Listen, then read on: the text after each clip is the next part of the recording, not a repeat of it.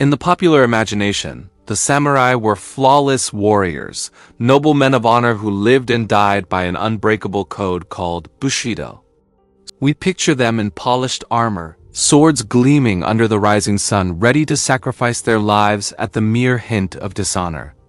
But the truth about Japan's warrior class is far more complicated, far more human, and far more fascinating than the myth. To understand the samurai, we have to strip away the romanticism, peel back the centuries of legend, and step into a world where war, politics, loyalty, and survival collided in ways few of us ever imagine. Let's start with the idea of the Bushidō code, the so-called way of the warrior. Today, it's often described as the ancient, unshakable moral system that guided every samurai. But here's the twist. Bushidō, as we know it, didn't really exist during the height of the samurai era.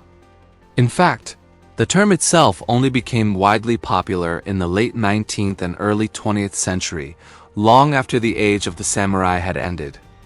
The Japanese writer Nitobe Inazu published a book in 1900 called Bushidō, The Soul of Japan, presenting samurai ethics as a kind of Japanese chivalry, a counterpart to the knights of medieval Europe. His work influenced how the world saw Japan, and how Japan saw itself. But it was more of a nationalistic invention than a historical reality. So what did samurai really live by? The truth is, their code wasn't a single fixed rulebook. It evolved across centuries, changing with the times, the clans, and the needs of those in power. In early periods, loyalty wasn't even guaranteed. Samurai would often betray their lords if it meant survival, wealth, or a better position. Feudal Japan was not a fairy tale of honor. It was brutal, shifting, and full of pragmatic choices. That said, samurai weren't just mercenaries either. Over time, especially during the peaceful Edo period from the 1600s to the 1800s, writings about ethics and discipline emerged. Samurai were encouraged to value loyalty, frugality, martial skill, and death before dishonor. The famous ritual of seppuku, ritual suicide by disembowelment, became a symbolic way to preserve one's honor even in defeat. But let's not mistake this as universal practice. Not every samurai chose seppuku. Many chose to live on, even if it meant humiliation. Then there's the sword, the katana. Popular culture hails it as the soul of the samurai, an unbeatable weapon forged with mystical skill. While the katana was indeed a remarkable blade, samurai in earlier centuries relied more on bows, spears, and even guns after firearms arrived in Japan. The glorification of the sword came later, during times of relative peace when samurai carried katanas more as symbols of status than tools of war. A samurai without a sword was seen as stripped of dignity, but on the battlefield, practicality often outweighed symbolism. What about loyalty? One of the most famous stories in Japanese history is that of the 47 Ronin samurai who avenged their lord's death despite knowing it would cost them their lives. Their tale, celebrated in countless plays, books, and films, has often been portrayed as the ultimate example of samurai loyalty. Yet even that story is debated. Were they truly upholding honor, or were they acting out of personal vengeance? Some historians argue the shogunate's decision to force them to commit seppuku afterward was a political move to discourage rogue acts of revenge that could destabilize society. The myth says loyalty was pure. The reality? It was messy. Daily life for samurai was also far less glamorous than legends suggest. During wartime, yes, they fought. But during the long Edo period, when Japan experienced over 250 years of relative peace under Tokugawa rule, samurai often became bureaucrats, teachers, or administrators. Many never fought in battle at all. Instead, they studied Confucian philosophy, practiced calligraphy, and served their lords in offices. Some even struggled financially, as stipends declined and the cost of maintaining status, clothing, weapons, and education grew. The romantic image of fearless warriors masked the struggles of men trying to maintain dignity in a changing world. And here's another myth breaker. Not all samurai were men.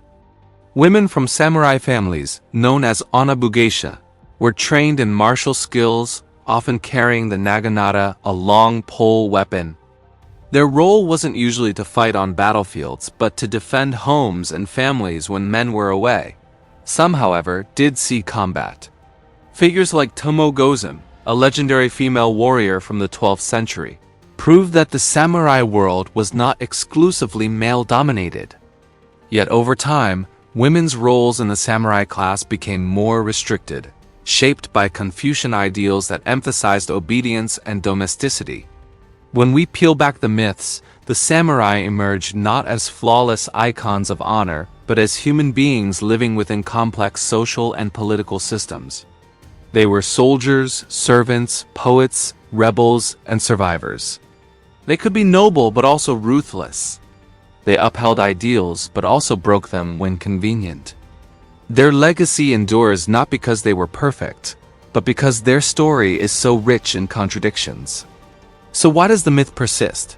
Part of it is cultural memory. The samurai became a symbol of Japan's identity during modernization.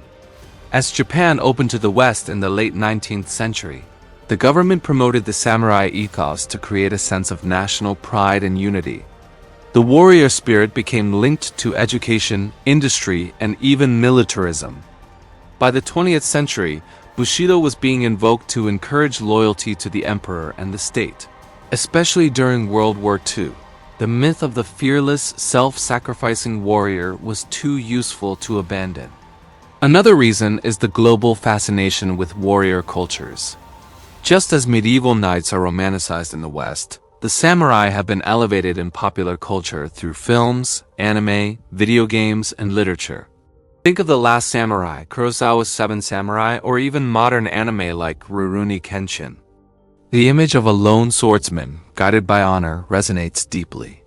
It appeals to our longing for simplicity in a complicated world, a clear code, a noble ideal, a life lived with purpose. But perhaps the most important truth is this: the samurai myth tells us less about who they were, and more about what we want them to be. We project onto them our ideals of bravery, discipline, and honor, even if the historical reality was often far less pure. And maybe that's okay, because myths aren't always lies. Sometimes they're aspirations, stories we tell ourselves about what we hope to embody. Make sure you hit subscribe, drop a comment with which myth you want debunked next.